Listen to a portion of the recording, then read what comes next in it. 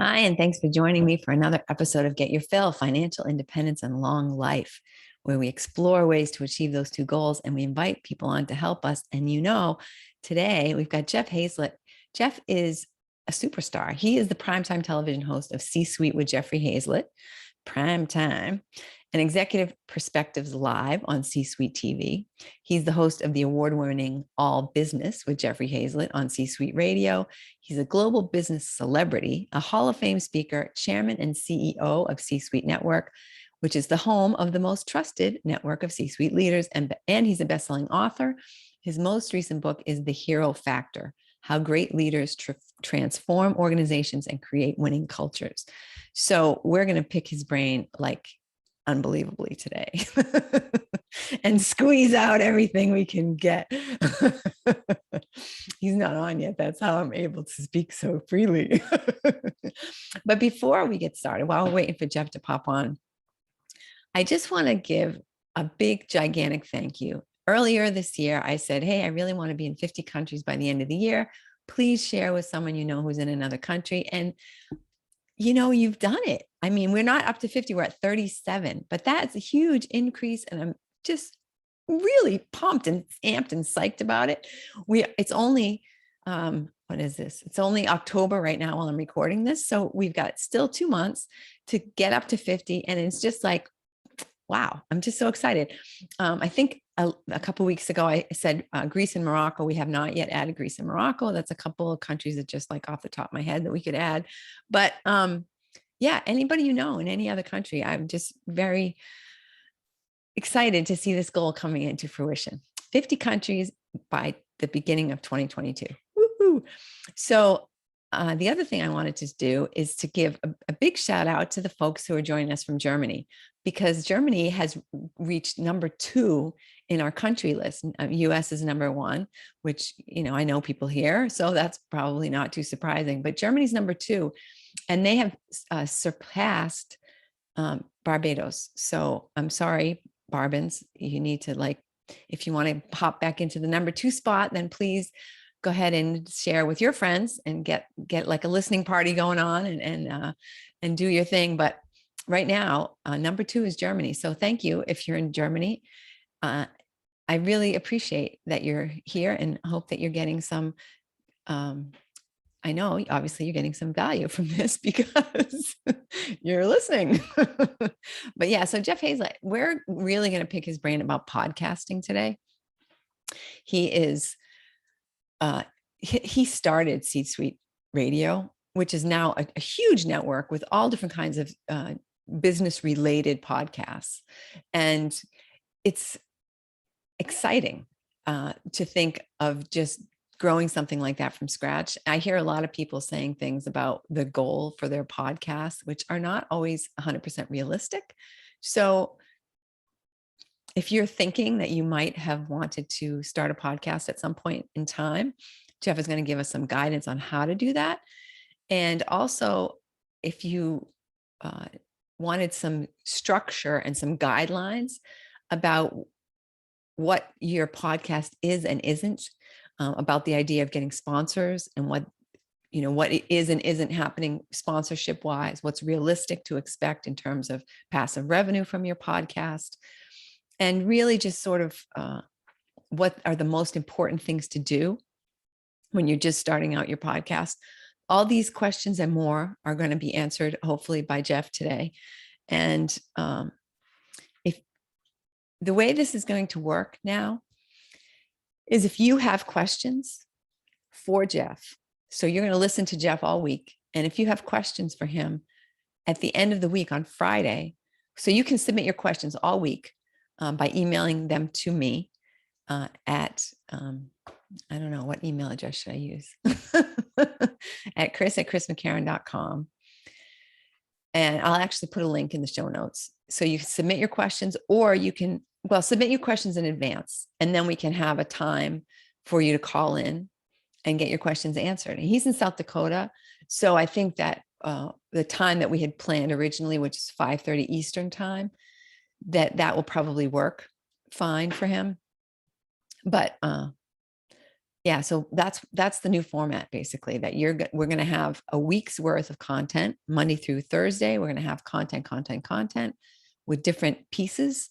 And then on Friday is all you. You are going to be able to ask your questions. You are going to be able to get really one-on-one interaction with the host and with the guest. And that can be whatever, potentially in the beginning, it'll be whatever you're more comfortable with. If you really just want to submit your question and have it answered, fine, we can do that. But if you want to ask your question directly on the phone, at the beginning anyway, we're going to be able to facilitate that as well. I'd like to be able to keep that going, but the more popular this gets, then, then the more popular it gets, the more people are going to have that questions. So we might not be able to accommodate everybody.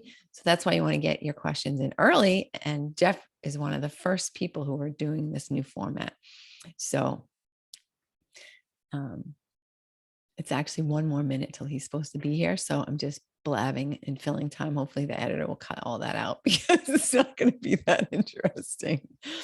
But yeah, I'm excited about the new format. So Monday is going to be me just talking about the guest, just as you've just heard me do. This would be Monday's content, just me talking about the guest. Tuesday will be the guest kind of giving us their history, what brought them to where they are, interesting little anecdotes about their history. So, and then Wednesday is going to be where the guest is now, what their life is like now, what they offer, how they interact with clients, that sort of thing. Thursday, we're going to be hearing from the guest some tips that they feel you can implement right away or this week that will allow you to make some progress toward the goal or the piece of information that this person is going to share with us. And then Friday is going to be your opportunity to ask questions of the guest.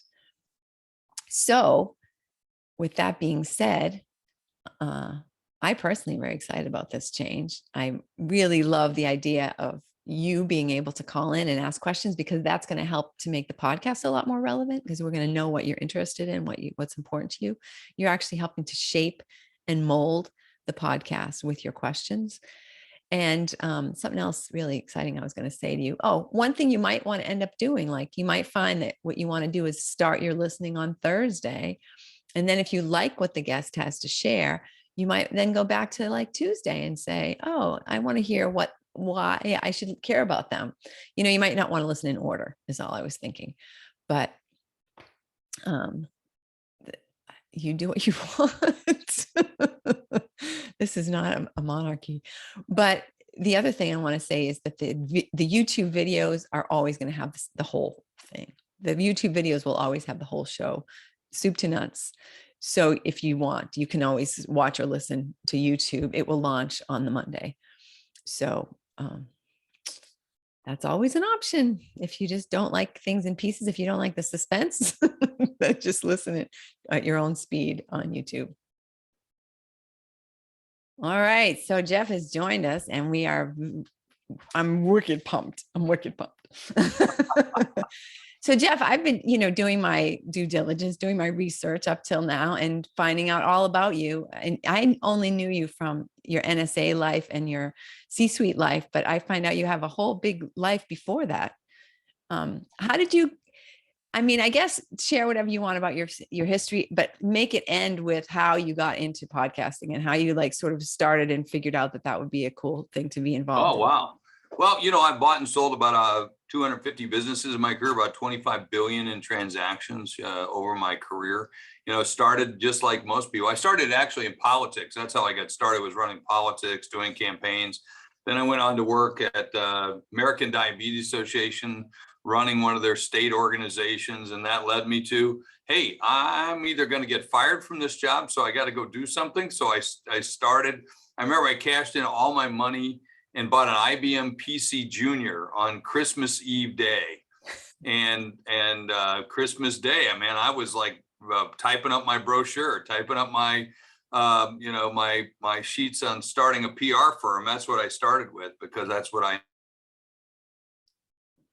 knew. And then that led me to all the other entrepreneurial activities that I did, and led up to eventually, working and, with a bigger company, and a bigger company, and a bigger company. And and into the billions, and then got tapped as the CMO of Eastman Kodak. And while I was there, I helped, transform the company, at least for as long as we could transform it.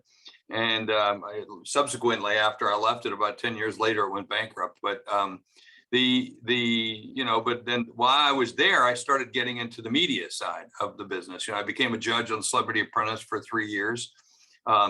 Was being asked to do all kinds of TV appearances and everything because I was fairly outspoken as a business person. And so then I decided back in 2010 I was going to quit, and I just left. I just resigned and wrote a book, and that became a bestseller. I got McGraw-Hill to take it. The first, Hachette was my first book. My second book was McGraw, and my last 2 books were Entrepreneurial Press. Entrepreneurial magazine came to me and said, we want to do books beyond the how-tos, and yours is the first one. And I became kind of their poster child as they went into the business of creating authors. But that led me to, understanding why I was at Eastman Kodak. I realized the power of media and the power of being able to use yourself as part of the story. So, interjecting me as a CMO at Eastman Kodak in Celebrity Apprentice to become a judge to talk about our products and other products, to have me commentate, on different products. And so I found out that, I was on the front cover of Forbes one time, and they called me the celebrity CMO. And, and so I knew the power of using you as a brand. And so I, over this last 12 years or so, that's what I've been focusing on is the power of the brand of you and how to make that happen. And so what are those things to make you a media company? Well, you can do books, you can do speaking, you could have done radio, you could do TV. I had my own television show on Bloomberg for a while. Was a commentator for numerous, national, international networks. And then, then this thing, CBS approached me about podcasting and said, we'd like you to be one of 4 anchors. They had myself, Boomer Esiason for sports, Carson Daly for pop culture, and they had Jennifer Bill, this gal named Jennifer Bill, for health and beauty and all that. And I was the business anchor, so to speak. And then they went after, a number of shows and created verticals. And then they decided to get out of the business. And I said, hey, you're going to get out? Oh, well, I want to take all the shows that are in business and I'll go start this thing called Csuite Radio. And that's what we did. So it's interesting because now, thank you. That was a lot more than I didn't know about you. I thought I knew a lot from research, but now I found out all these other things. Christy, when you put the thing about me, you put the quarter and you get to go for the full ride there. So there you go. Well, now with, if you look at it, we created Csuite TV because after I left Bloomberg, I created my own television network called Csuite TV, and I have my own TV shows. And then we have over 100 TV shows and podcasts. We have over 450 podcasts. We're setting a new record every single month on listeners and advertising. So it's just phenomenal, the things that we're doing and how we're doing it. We've got great content by all of these business leaders who are, doing podcasts, using podcasts. Sell yourself, sell the business, sell yourself. And that, you can't build a business on rented land anymore. Right. That's a bad news. You have to build a community. You have to have raving fans. You have to, recruit people to, you can't just say, hey, come listen to me. Look at me. Look at me. Look at me. Nobody does that. You can't do that anymore. Those days are done. You have to be engaging. Yeah. Well, that's what I was going to say about your success, like why you got tapped to do all these different things. It's more than just knowledge, right? I mean, a lot of people have knowledge, but nobody's asking. You got to have eye them candy. You got to be eye candy. You have to be eye candy. You have to be pretty. That's your secret. Yeah, that's my secret. Unfortunately, I'm super, eye candy. I'm super chunky size. That's my problem. But no, you have to be able to tell the story, right? You can't just be the story. You can't just, have the story. You got to be able to articulate that and make the connections and do the things and be a great communicator. I'm in 5 business Hall of Fames. Amongst those, the Speaking Hall of Fame, the Business Marketing Hall of Fame, the Direct Marketing Hall of Fame, the Printing Hall of Fame. I mean, I'm in numerous Hall of Fames all around communication. Right. And I've been very lucky about that in my career of being able to do those things. But yeah, that's one of the things that makes not patting myself on the back, but look, I understand the nature of the business of me versus my businesses and business. And so, having been a really good marketer and a really good business person, I know what each of those do, and I know what I should be doing and how I should be doing. And I know what makes good TV. I know what makes great podcasting. I know what makes a great article or a great book. That's why I can sell, 1 million copies of them or whatever. But is that just something you were born with? I mean, I don't think you're born with it, because to be quite frank, I'm a fairly shy person. Most people wouldn't understand that, but, I can remember back when I was a kid, I was very shy and everything else, but you just learn by necessity. These are the things you have to do. So, but, I think fast, I see things quickly, not everything. Sometimes my wife would say, no, he doesn't see anything quickly, but you mean make connections. Yeah. Yeah, I make connections. And then if we say we're going to go do something like a campaign or something, I can quickly see what the end result should be, how it should be, and then all the thousands of iterations to get you there. Yeah. It's like that those synapses connect very quickly for me. Yeah. And very similar to like a Elon Musk or something who says, no, we can do that. We can go to the moon. Oh, well, he's thought through all those things. Right. I'm not saying I'm that way, but when it comes to market or business, I've been lucky enough to do it. But, also I've done a lot of it, which means, when you buy and sell a couple hundred businesses and I go into a business and they say, well, we're unique. No, you're not. Yeah. Do you sell stuff? Not that unique. Yeah, you sell stuff. You sell shit. So yeah, okay, you're real unique. You sell it, a lot of it, or whatever.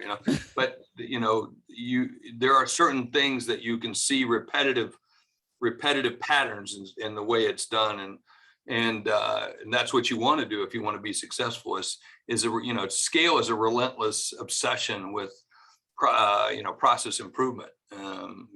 Continuous improvement. That's what scale is. That's how you get scale. Yeah. I know. I see what you mean. It's, it's interesting. You use the word luck twice, more than twice. And I don't hear anything in your history that has anything to do with luck. Yeah. Well, I consider myself lucky because of the people I've met and the situation I've been put in. But, a lot of those are things that we wade into. And it's just more of it is just a recognition of seeing it. I think most good leaders don't know what they don't know. Yeah. So I think good leaders and good business people go into things with a state of, I'm not aware of what I'm aware of. And by doing so, I'm a hunter, for instance. So now some people might not like that, but that's where I grew up, the way I grew up, and I harvest animals and I enjoy it and I eat them and all the things that go with that cycle. But when you're a hunter, you're always looking, on the peripheral. You're always aware. You're always, doing this. And I'm one of those people. I'm driving down the road. There's a deer. There's oh my gosh, there's an eagle. It's like. So I think, good leaders and good business people are like that, looking for the next best thing. They're looking for, how can I break that process and make it better? Right. How can I find great people who might be the next CEO of my company, or might be the next, head of marketing, or might be the head of whatever. Recognizing something in them that they might not be recognizing for themselves. Totally. Yeah. Yeah. And by the way, for most companies, talent's your biggest issue. Is managing the talent, finding the talent, motivating the talent, keeping the talent. Educating, training. All those things. True. It's true. It's absolutely true. Because you've got the vision. The head person has the vision, but if they can't communicate that vision, or they can't get the people who are going to put that in place. But you said something just a minute ago that I want to just touch on a little bit. You said that how can you break it and make it better? Mm-hmm. And that's right. My nose is broken. I have to re-break it to fix it and make it straight again. And that's what nobody wants to do that, right? We just want to can't we just put plaster on it? Can't we just smooth it out? No, you've got to get in there and mix it up. That's settling. That's settling. Why would you want to settle? And if you do that, if you run the risk of someone else beating you. You know, if you are going to be complacent, you know, once you break the record, you know, every great athlete who has a world record, once they break it, they're looking to break it again. Right. Otherwise, you're a has-been. You're a once was, and that's the way it is, quite frankly, for most companies. Yeah, you did that. I mean, look, I know that there's certain things that I'm at the pinnacle. I was at the pinnacle of my career. Now I got to invent something new if I want to be known for something else, or I was that guy that did that. Okay, well, what am I doing today? Right. And I'm always like that. You know, those are great, all those things, but you know, I enjoy what I'm doing now. Right. And that's it, right? You're absolutely right, because if you don't have that goal, once you achieve the goal and you're like, okay, people have that depression. Was that all there was? Right. I did that. And now what? Now what am I going to do? So but you're putting yourself into a situation again where you feel maybe a little bit insecure, maybe a little bit uncertain. Like I'm launching this new industry. I don't know anything about it. Now I got to go find out. Yeah. Stop doing that. But you know, look, I mean, somebody asked me one time, said, what do you do about all those little voices in your head? I said, what voices? They said, there's voices I said, what voices are you talking about? I said, you know those voices. And I said, yeah, I know the voices. Voices of doubt, the voices that tell you can't do it, the voices of uncertainty, the voices of whatever. And I said, I just stopped listening to those voices a long time ago. Yeah. You know, they don't have anything good to say. Yeah. Oh, yeah. I mean, look, I mean, we're all going to fail. We're all going to make mistakes. We all could have done it better. Okay. Get over it. Big deal. No one died, you know, move on. Right. And not only that, if you look at that feeling like, oh, I feel really, you know, uncertain about this, that's exciting, because now that's going to push me to learn more. That's going to push me to do more. Yeah. You know, yeah, it's a good thing. And I think entrepreneurs, I think in general have that, especially like a serial entrepreneur, not like a one-off, like I just invented this thing, but people who just have that entrepreneurial drive. What makes us such terrible employees, you know? Do it over and over and over and over again. Yeah. Yeah. You just want to keep reinventing. So bring us up now to your life today. What toots your horn today? What gets you excited and gets you to jump out of bed now today? Well, I go to bed every night, hoping I hurry up and sleep so I can get going the next day. I mean, that's my normal kind of activity. And so I don't sleep much, but lately I've been sleeping a lot, which is, I don't know why, but it's been change of season. So that's for me. But normally, yeah, that's what I look for. You know, on the personal side, I mean, I care more about being a grandfather and a better parent to my kids. But that's the things I care the most about. But on the business side, I'm looking to grow the podcasting network like crazy. I'm on numerous boards, and so and I own pieces of those companies. So helping to grow those companies is very critical to me. And a couple of those are publicly traded companies, and most of them are private companies that are, and a few of them are extremely high growth. Going from 100 to 200 million this year, or more.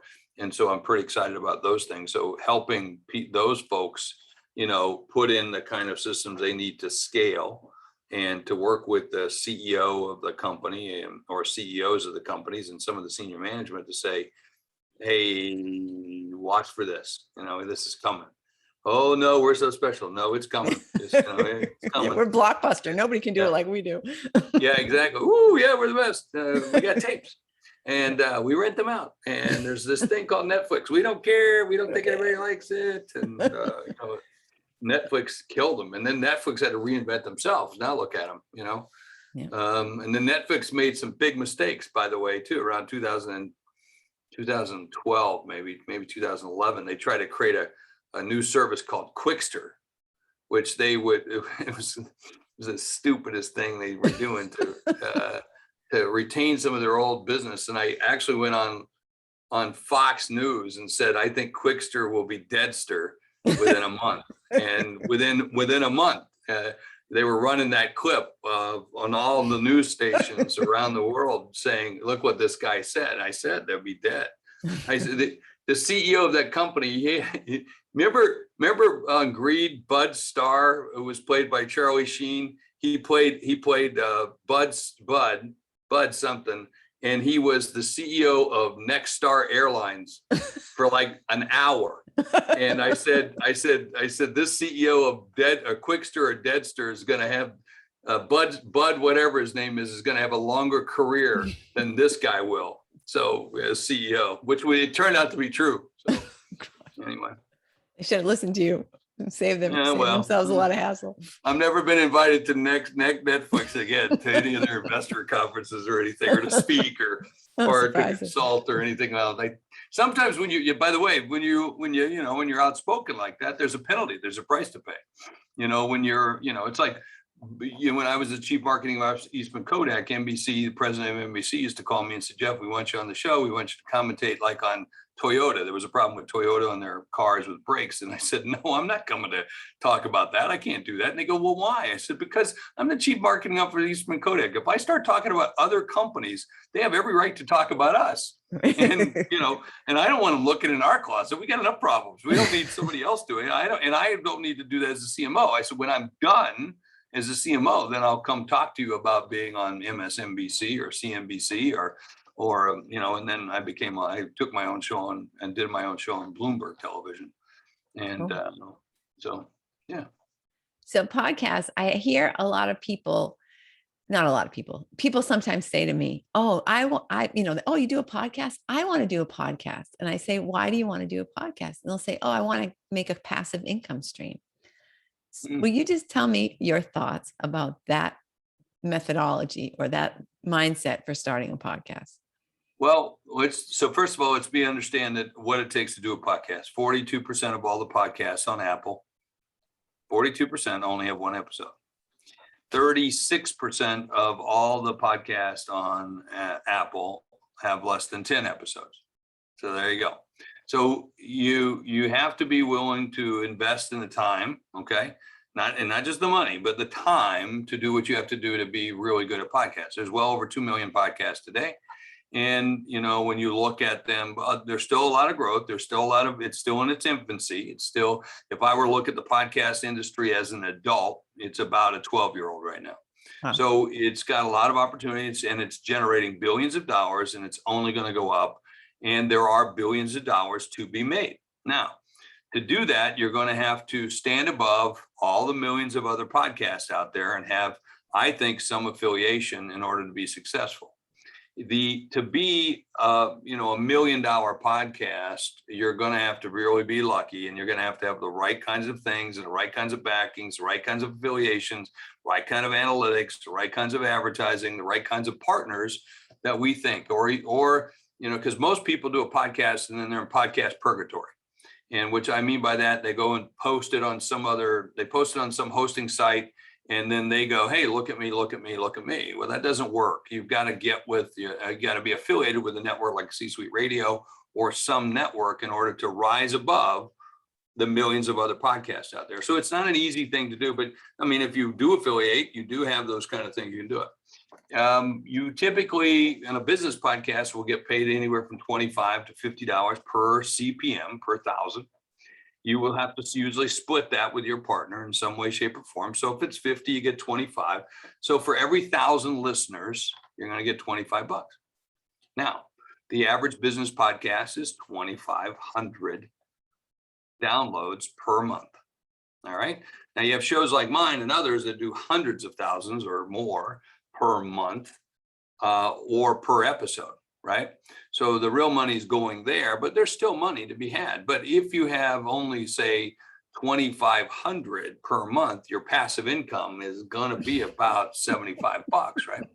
So, okay, well, good news is you made something. Bad news is it's only going to be a half a steak dinner for you and your wife. Have to live on that. It's still, but what you want to do is look at your podcast, not so much of the passive income from an advertising perspective. Those are good.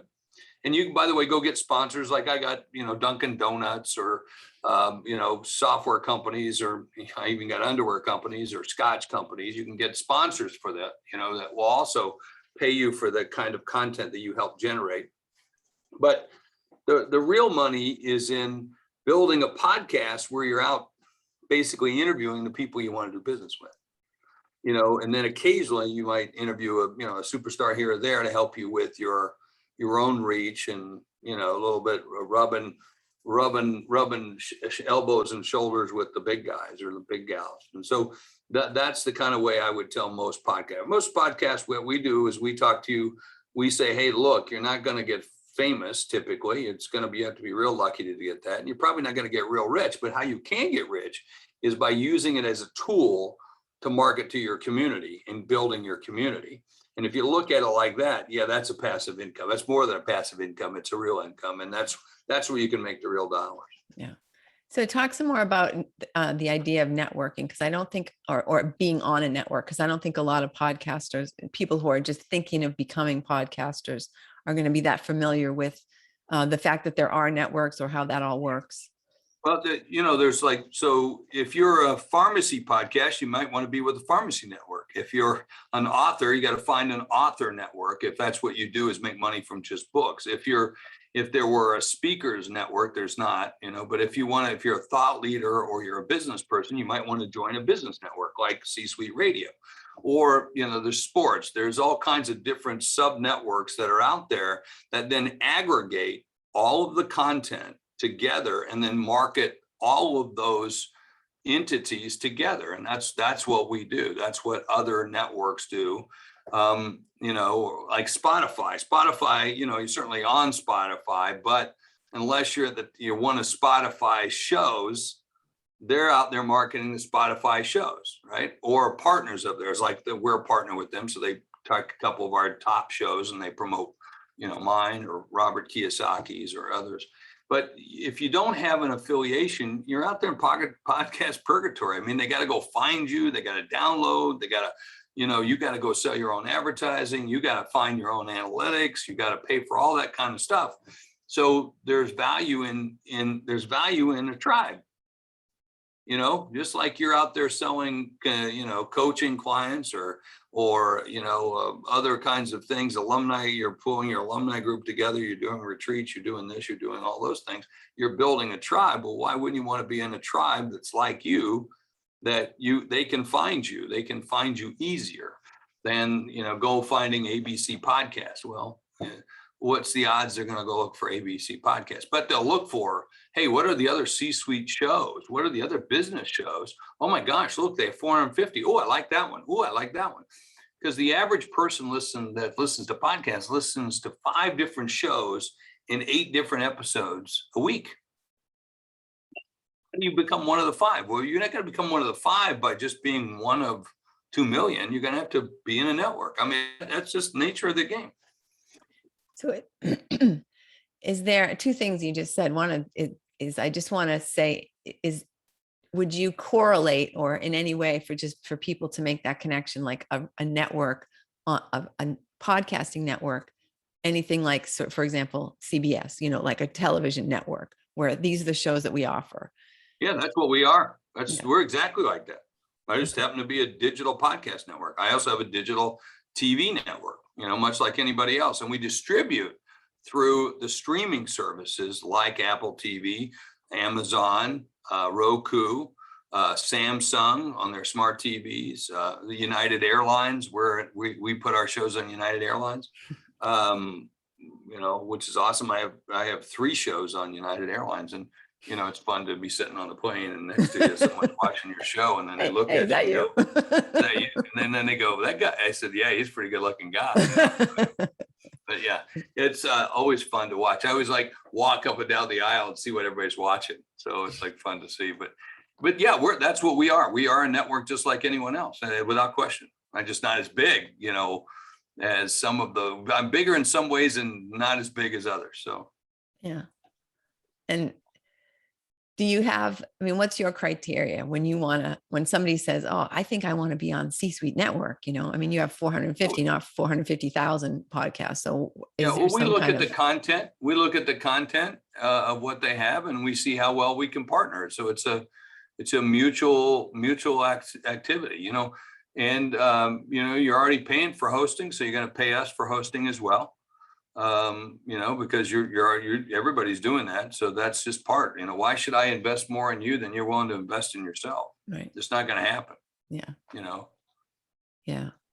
Yeah. And I just had a question that just went out of my mind. Let me just think for a second. Don't you hate when that, you know why? Because I'm distracted by the fact that I need to turn my light up a little bit. So can I just pause this for 1 second? Sure. Yeah, it's getting darker and darker in here. And I'm like, I can't even see myself. This is not going to be a good video. So, oh my God, totally lost it. Thank God for editors, Well, I think it's always good to have great editors that can help you. And there are times in which, as I'm going through my own processes, I lose connection of where I'm at or what I'm doing.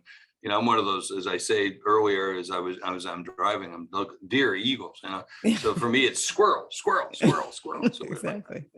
No. So what I was going to ask you about, it just came back to me as you were talking. What I was going to ask you about is your own personal podcast, right? So my initial reason for starting my podcast was because I wanted to interact with people who I wouldn't have been able to meet or interact with in other ways, right? So I learned from every single one of my guests, and that I love that. It enriches my life. And, if other people benefit, great, but I know I'm getting something out of it. And how about you? I mean, do you have when you are looking at people to interview and people to have on your podcast and your various shows, how do you decide who you want to talk to? Well, I have a criteria that I set. They have to be billion-dollar brands. They have to be industry titans of some kind in their category. So, or they have to be something I find to be real interesting and iconic. And typically they've got to have a certain social media following and so forth and so on. So I might have the CEO of WD-40, which I had on recently. I had the CEO of Mizzen and Mast, a brand new menswear. Why were they interesting? Well, they're using videos to sell their shirts, and they're using social to sell. Well, that's interesting to me. How are you using Conan O'Brien? How are you using the former quarterback for the New York Jets? How about Phil Mickelson? What do you mean he's doing a long sleeve dress shirt on the golf course? How'd you get him to do that? What was that like?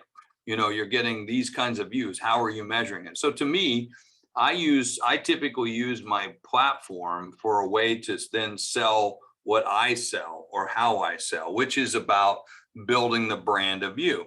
So my focus is around how are you using content to sell the things that you do? How are you building a brand, a community? How are you moving away from being on rented land, someone else's platform?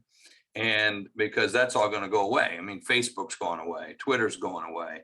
It'll be something new, and you have to then go, retool and start again, as opposed to building out your own community. And so I'm always looking for those kinds of stories, how are you building raving fans and those pieces. Now, I'm lucky that I've got incoming opportunities where I can go, oh, no, don't want that one yet. We like that one, so forth and so on. But I've been doing this for a while, right?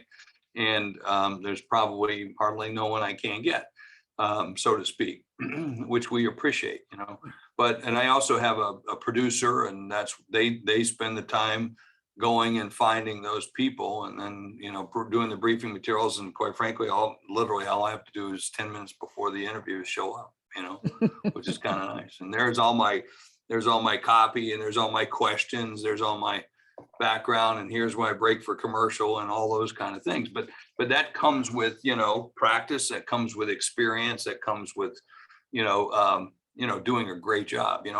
Today I led a group of masterminds. I'm creating a mastermind of masterminds. I'm so sick and tired of charlatans and false prophets and what I call showboats, and 19-year-olds who are leading life coaches. You're not a life coach at 19. You're a freaking I don't have a life yet. No, you're a teen coach, right? It's like, boom, come on. So I'm tired of it. So I said, I'm going to create the mastermind of masterminds.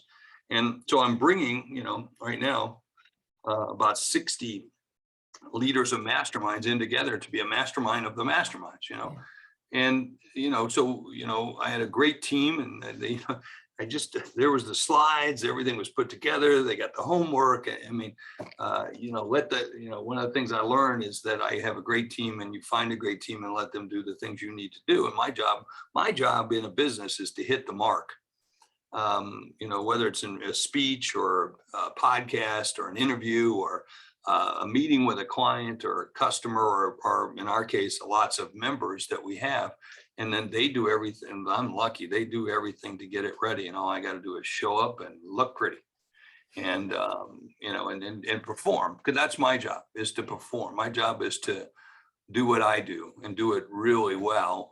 And so if I'm too into the details and weeds, I can't do that. Right. Right. Yeah. You It's lose. exhausting. It's exhausting, Yeah, exactly.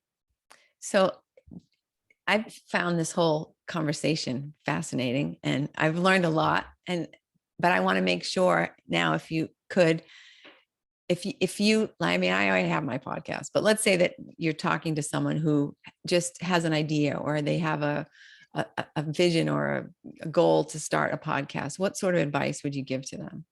Well, first thing I'm going to do is say you're going to have to agree to do at least 10 of them. If you don't agree to do at least 10, you shouldn't be in it. And then at the end of 10, then by the way, you'll just start getting to understand what to do. Right? I mean, my first 10 podcasts sucked. But let's be clear. My first podcast I ever had was Gene Simmons from Kiss. I had him on. And I had, who would I have? Pierce Morgan on. And I had, the CEO of Samuel Adams. I had some big names, right?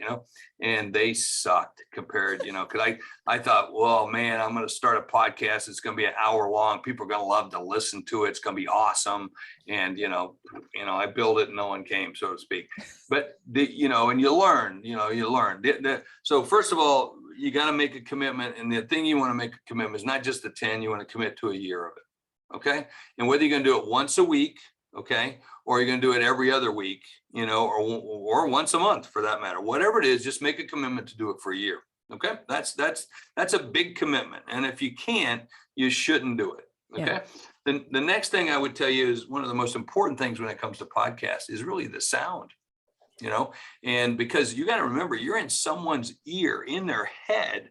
And so the sound is critical for you to make sure that you do that. So you want to do it right. And then the third thing I tell you to do is if you can, get someone to edit it for you, get someone to do the things that you aren't good at. Okay. Unless you're a real technophile and you really like that stuff. Then by all means do those. There's lots of people who do, and they love to do that. And me personally, no, not in any way, shape, or form. But I do. And then the other thing I was going to tell you is to practice a lot. Get ready, get used to it. You can turn me on right now. Hey, this is Jeff Hayzlett, host of All Business with Jeffrey Hayzlett, right here on Csuite Radio, the world's largest business podcast network. We thank you for tuning in. We're live casting right near on, you can tell I can do this, right? But that experience has come from practice, and doing a lot. And so I know when to take the breaks. I know when to hit the thing. I know what to watch and look and do and say. So you want to kind of get that cadence and stuff down. And then, what's cool about when you join a network like a Csuite Network or something, we bring you in, you get to meet other podcasters, you get to see the forums that we have in the library, you get all this stuff for free, or not for free because you're part of it, you're paying for it, but you get the access to all of this great education, motivation, inspiration, and a chance for engagement around, monetization if you're engaged. And so that's what's really cool, is to be able to have resources like that too. So you don't have to reinvent the wheels. Go listen to other podcasts and watch other shows, that will tell you the things you need to do it right. Yeah, definitely. Do you think the difference between a live show versus a recorded show?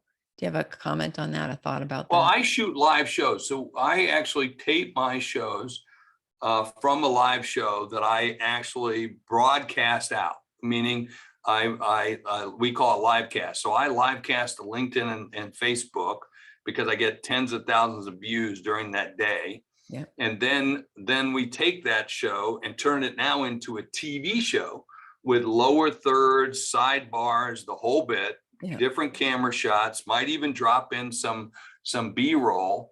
And then we also have a podcast. But it's a podcast first, and then we do these other things. Then we take that podcast and we chop it up into 12 different kinds of pieces of content that then go out throughout the week. So so to get back to your question, would you do it live? Sure. Why not? Why? Because you can, Well, the only So issue I have with liveness, with being live, is just time. Like I don't want to have to be at the same place, right? If I commit to do it.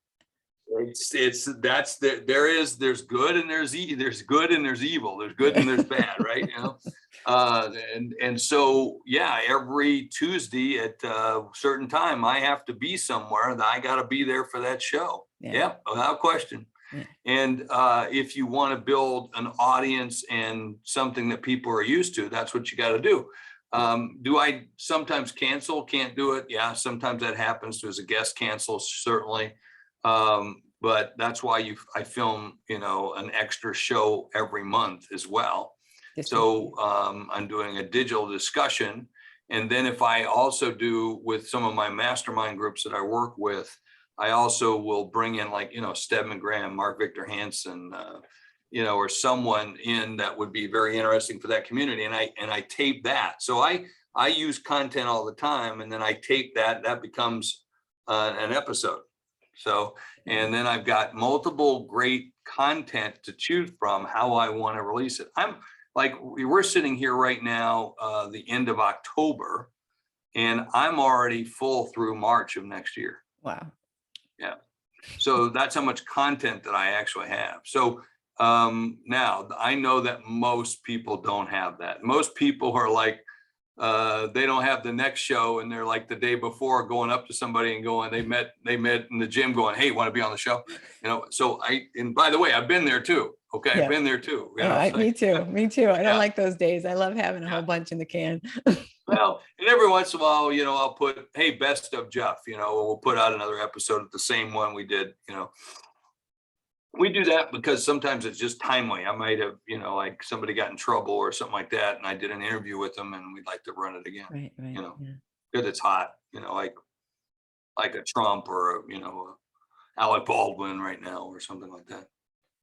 How about resources? Do you think places where people should be? I mean, besides watching other people's podcasts, which is a fantastic way to find out, maybe help to find your own voice and to think things that you like and don't like. And every time I listen to other people's, not every time, but I often hear something when I listen to a new podcast that I think, oh, like now we do a little teaser at the beginning of the show rather than waiting, and then it moves into the introduction. Yeah. I like doing that because it gives you some idea of what's going to be there, and you don't have to listen to my whole introduction to find out if there's anything interesting that you're going to like in that episode. But find your own thing. I mean, find the way you want to do it. I used to do a lot of things. I used to ask them a stupid question, like, what's your favorite hot dish or something like that. But, I stopped doing that stuff. But the average business podcast is between 22 and 27 minutes. Well, okay. I shoot between 22 and 24. A reason for that is that's TV time. And by the time you had the commercial, now I got a half hour show. So if I ever go to broadcast with that show, which I will do with cable. Once I have hundreds of those built up, I'll go to a cable station and sell them all. And now I got a TV show that's in syndication. So from a podcast, but I also know that, but I also add, I got the intros. So I shoot those, I redo that with, like you did all your intros of me before I got on the show. I do the same thing. I do it after. Once they leave, then I just recut it. Then I do a video version of it for a commercial that we push out the week before saying, hey, this week I got a great guest. It's all about this. This is unbelievable. And like next week, I've got Mark Patterson on, who's one of two NFL players who's ever scaled all of the 7 major summits. He just got through scaling Mount Rushmore. I'm going to say Mount Rushmore, Mount Everest. Okay, I'm from South Dakota, so everything's Mount Rushmore. But he just did Mount Everest, which took him months to do. I didn't know that. But he's a friend of mine, where he's an executive at Sports Illustrated. They just took the company public. We're good friends. I've done some stuff with Sports Illustrated, and so we're Facebook friends. And so so when he was doing his scale of Mount Everest, I was watching his post, about acclimating to the altitude, showing up at base camp, going to the next camp, going to the next camp. It was like nuts. And so And so then so as soon as I found out he got back, I wrote him and said, hey, you got to come do my show. And then, by the way, he's got a podcast, which is now on our network too. So, which is awesome, as well. So it's great. Fun. All right, great. Anything else? Now, Jeff, what should I have asked I could you talk that forever. We talk about anything else. Well, there's so much stuff. What kind of question you ask me? I'm like Henry Kissinger. What questions you got for my answers? That's what I'm doing. So what should I have asked you? What like compelling thing do you want to share that I just totally fell down and did not ask you? I don't know. I have no clue. You ask what you like to ask people.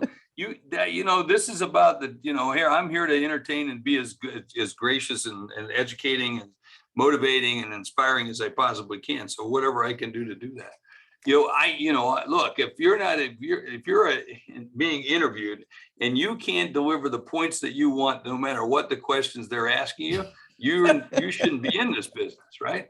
What if I would look at what all the things I told you. I've been successful at this. I've been a TV host. I've been this. I'm a celebrity. I've got this. I'm a serious business person, billions of dollars. I run a podcast network. You got to be an idiot if you're not with the network. Boom, boom. I went through all my good key points. Are you kidding me? Good. Yeah. Well, I told you, I got in there. I was a family man. So now I got kudos at home. Hey, honey, guess what I talked about you on the show. I got to talk about how much I love my kids and my grandchildren. You better say something nice about your exactly. wife. Yeah, I'm not stupid. I'm slow sometimes, but I'm not stupid. Cool. Yeah. I think I must be a little bit nervous because I'm forgetting my key points here that I wanted to just ask you about. But I know. But that's not an uncommon thing, right? Christine, if I may say this, you get a vet like me who's been around for a long time. This is it. We make it seem like it's so easy. Do not think that the stuff that I do and how I do it has been easy. It's been difficult. And I have been in everyone's shoes where I didn't know what the right questions to ask or how to ask, or been in a dinner meeting where I pick up the wrong fork or drink the finger bowl or whatever it might be, So, to think that just comes and it just comes easily. It doesn't come easily to anyone. Even the greatest athletes, and I refer to athletes a lot because of being in business, being in broadcasting, being in doing a good job is a lot like that. It comes with repetition. It comes with practice. Sure. You can't be 300 pounds and be an ice skater. You're probably going to be more aligned with being a lineman. So you got to have the right kind of stuff to do it, and by the way, let's be clear. I mean, I've had some podcasters who have come to us and said, hey, I'm with you, but my show's not growing. Well, let's be clear. It's because you suck, and you're not doing it right you think, well, would you be open to hearing other ways of thinking of doing it, and so you have to have those kinds of learning experience and so forth. I mean, I today, unveiled a pledge to the mastermind community, and a couple of them said, "You mind if I give some suggestions?" Bring it on. That doesn't mean I'm going to use them, right, but bring me those, and they were great ideas about how I used it to position. And of course, I wrote those down right here. I wrote them down. Here they are.